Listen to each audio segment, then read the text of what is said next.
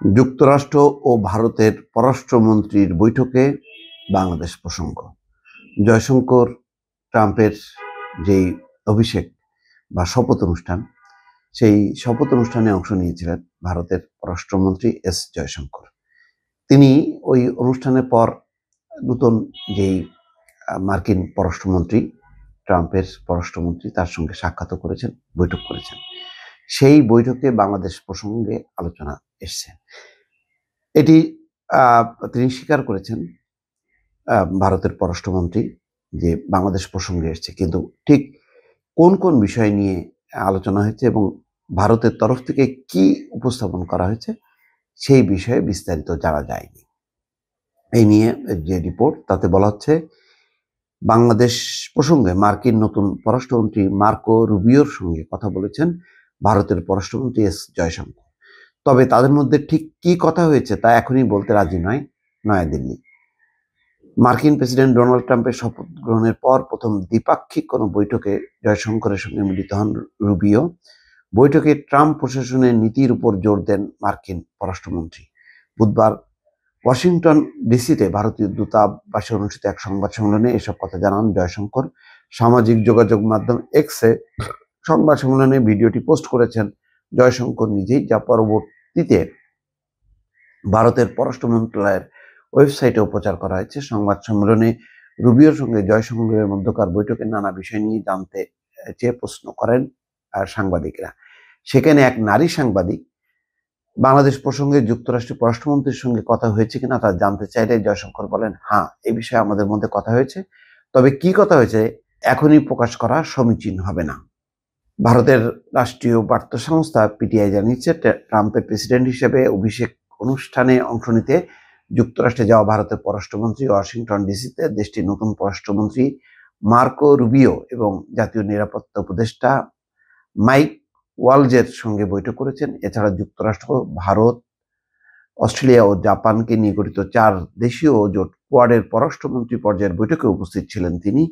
এসব বৈঠকে যুক্তরাষ্ট্রের সঙ্গে দ্বিপক্ষীয় সম্পর্কের উপর জোর দেওয়ার কথা জানিয়েছে ভারত। যাই হোক, অন্য প্রসঙ্গটা থাক, এই যে বাংলাদেশ প্রসঙ্গে আলোচনা হয়েছে প্রথম বৈঠকে, তার মানে ভারতের মাথায় এই মুহূর্তে 1 নম্বর সমস্যা সম্ভবত বাংলাদেশকে তারা হারিয়েছে। 15 বছরের বন্ধু দেশ ভারত যেভাবে পদানত করতলগত করে রেখেছিল বাংলাদেশকে, সেই বাংলাদেশ তাদের হাতছাড়া হয়েছে। এটা অত্যন্ত যন্ত্রণার।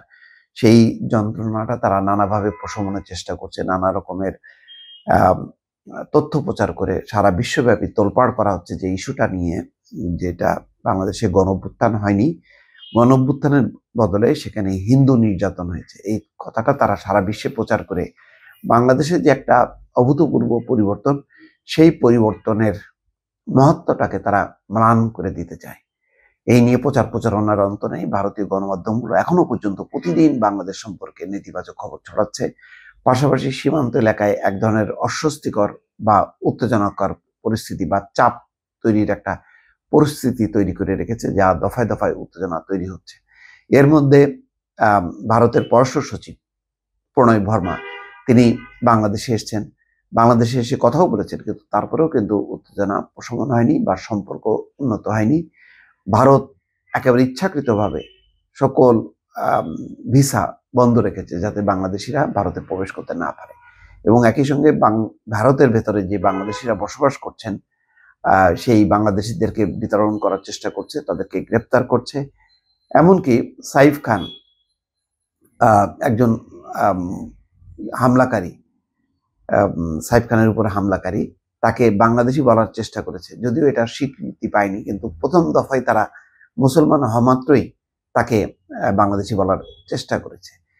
এই ঘটনাগুলোই এর আগে 5ই আগস্টের সরকার পরিবর্তনের পর যখন জো বাইডেন ছিল, জো বাইডেনের সঙ্গে বৈঠকেও নরেন্দ্র মোদী কথা বলেছেন, টেলিফোনে বাংলাদেশ বিষয়ে উদ্বেগ প্রকাশ করেছেন।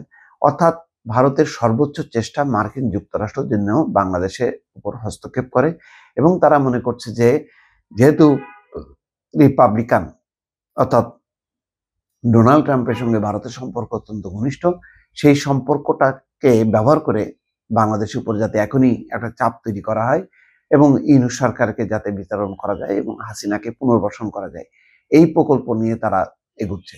সম্ভবত এই বিষয় নিয়েই যেই নতুন পররাষ্ট্রমন্ত্রী সেখানে উত্থাপন করেছে, এখানে মনে করার কোনো কারণ নেই যে বাংলাদেশের সাথে তাদের যে সম্পর্ক স্বাভাবিক, ভালো, এবং এটাকে আরো ভালো করার জন্য মার্কিন যুক্তরাষ্ট্র যাতে সহযোগিতা করে সেই ব্যাপারে কথা বলেছেন, এটা মনে করার কোনো কারণ নেই। বরং বাংলাদেশের বিরুদ্ধে নানা রকম অভিযোগ, যেটা ট্রাম্প নির্বাচনের আগে যে কথাটি বলেছে সেটাকে আরো প্রতিষ্ঠিত করা এবং এখন যাতে কার্যকর পদক্ষেপ নেয় সেই ব্যাপারেই হয়তো তিনি কথা বলেছেন। দেখা যাক পরবর্তীতে কি মানে এর প্রতিক্রিয়াটা বা সিদ্ধান্তটা কি আছে, জানা যাবে। দর্শক ভালো থাকবেন। আল্লাহ হাফেজ।